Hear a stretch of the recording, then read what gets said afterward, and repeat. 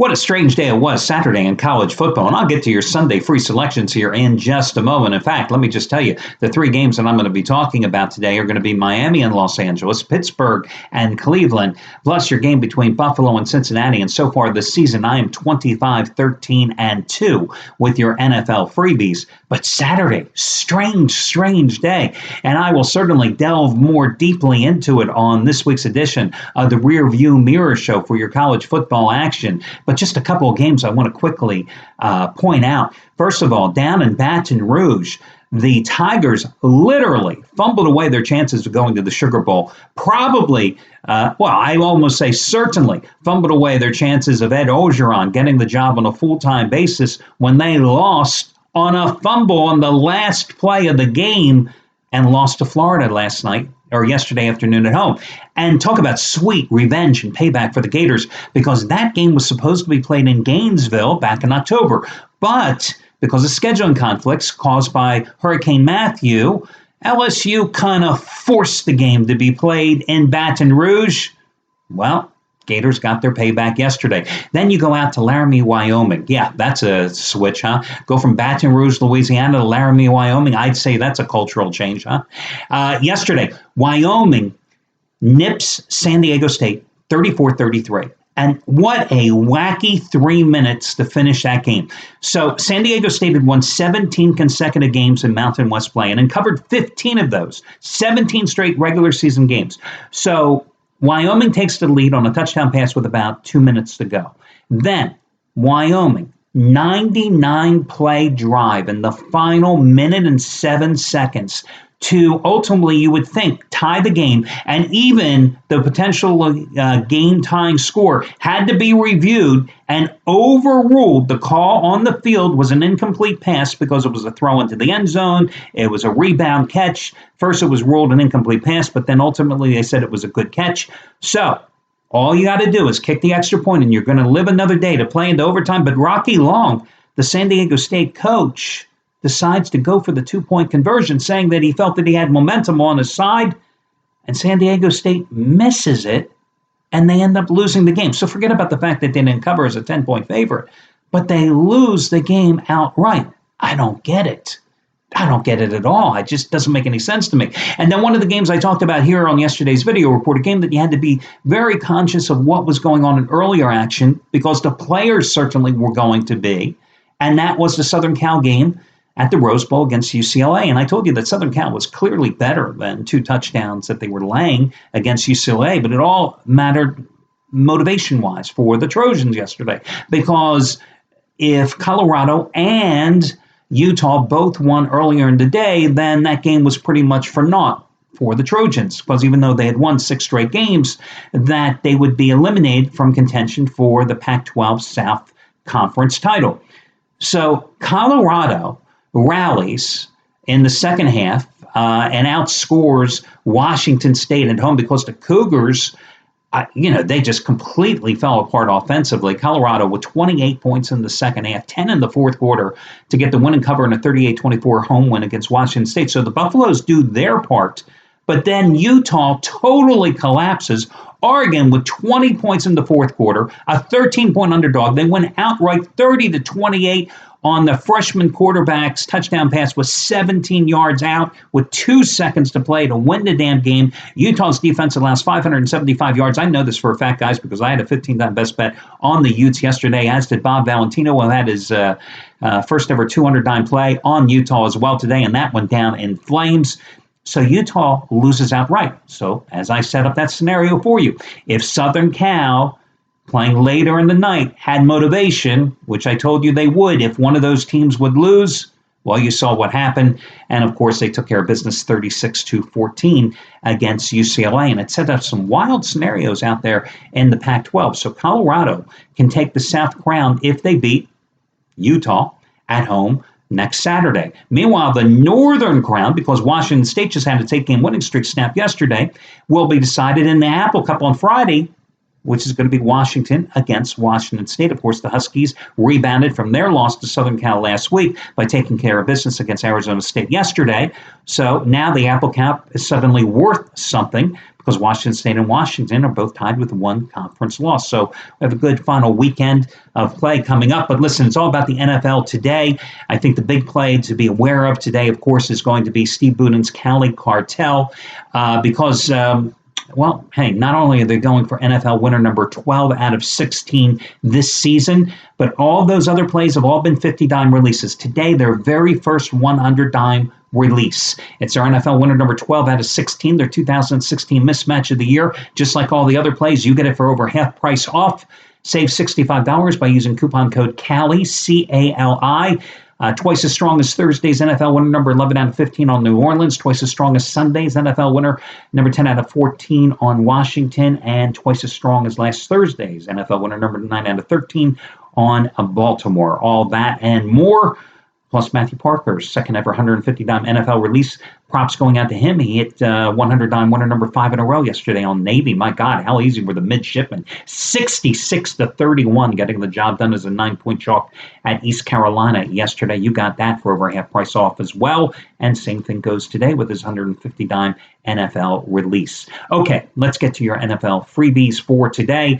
Let's take the late game first. I'm going to go with the Miami Dolphins taking care of business against the LA Rams, who are starting Jared Goff today, the rookie quarterback finally making his debut here as a starter from California. Listen, the Dolphins have been getting the job done with their 4 straight wins thanks to a ground game powered by Jay Ajayi.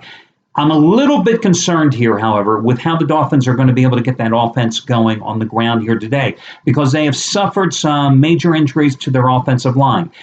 Their starting left tackle, Brandon Albert, underwent wrist surgery this week. Their center, Mike Pouncey, is doubtful for the day's game because he re-injured the hip that kept him out the first 4 games of the season. Meanwhile, their rookie, Tunsil, out of Mississippi State, isn't that where he's from, Mississippi State? He's going to have to move from left guard to left tackle. So you've got major changes to that offensive line, which has been opening all types of holes for Jay Ajayi, and consequently that has been what's powering the Dolphins' attack. Now, I will say that Ryan Tannehill played very good ball last week at San Diego. I know because I had a 15-dime best bet on the Chargers last week that also happened to lose. But more importantly, I think the reason that the Dolphins won that game, well, how I know the reason the Dolphins won that game, is because Philip Rivers, in fact, if you listen very closely, I think Philip Rivers just threw another interception. He had 4 of them in that game, which was a 31-24 win by Miami, their 4th straight win in a stretch in which they've gone 3-0-1 against the spread, and that was their first road win in 366 days. Tannehill, 17 for 24, 240 yards and 2 touchdowns. But I'm still going to go back with the Dolphins in this one today because I just don't like the Rams, who won that nail-biter 9-6 over the Jets last week. Anyway, I'm going to go with Miami here and lay the points with Miami. Hey, listen, it's a virtual pick'em game. They're a 1.5 to 2-point favorite. I'll still go with Miami since they've got some momentum in this contest. I'm going to go with Pittsburgh because sooner or later the Steelers have to win again, and it might as well be today against the Cleveland Browns, who they always seem to beat. Ben Roethlisberger is personally 19-2 against Cleveland. This is a team that you may recall when he came out of college. Who did he play for? Miami of Ohio? God, it's been so many years. I think that's who he starred for collegiately, right? Miami of Ohio? I have to do a Google search here and after this report. Anyway, Roethlisberger's 19-2 lifetime against a team that could have changed its fates and fortunes by drafting him. The Steelers have, sucked as a road favorite of late, going 5-13 against the spread in their last 18. They have sucked everywhere of late, losing 4 straight games. The defense has totally collapsed. The defense, I've talked about many times, has not been good this season. Only once in the season's first 5 games did they allow over 16 points. They've allowed 27 or more in 3 of their last 4 games. Their pass rush, which really masked a lot of problems for a defense that wasn't that good a year ago, has been non-existent this year. They only have 13 sacks. They only have 4 interceptions. They just lost one of their best defensive players, Cam Haywood, for the season. So the good news is they're playing the Browns. The Browns haven't won a game, right? They're playing the rookie Cody Kessler, again a quarterback. Ben Roethlisberger owns the Browns. They're laying 8 points. What the hell? Might as well go with the Pittsburgh. Again, Browns 5-15-1 against the spread in their last 21 games. Cleveland coming off a loss to Baltimore 2 Thursdays ago. They had, 144 total yards in that game, like 11 first downs.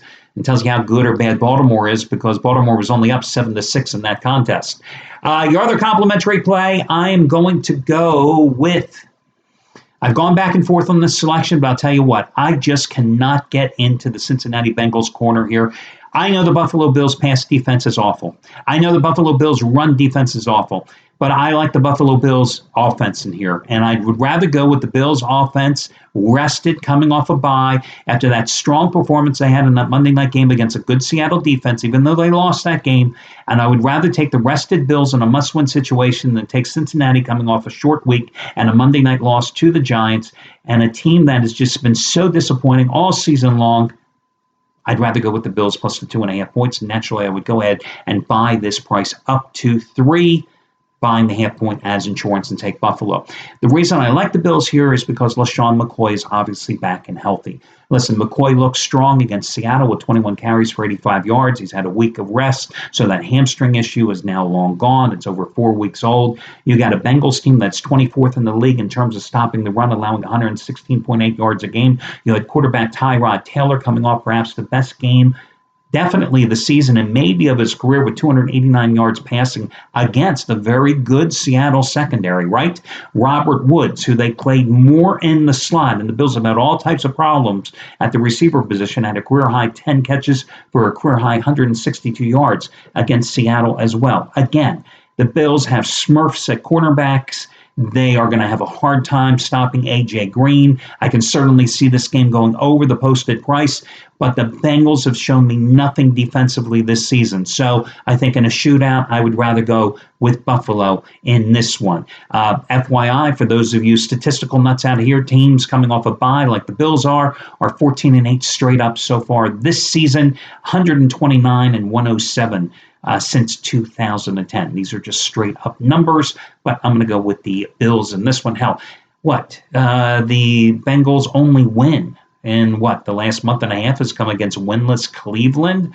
So, and you also, one other thing, keep this in mind. Monday night game.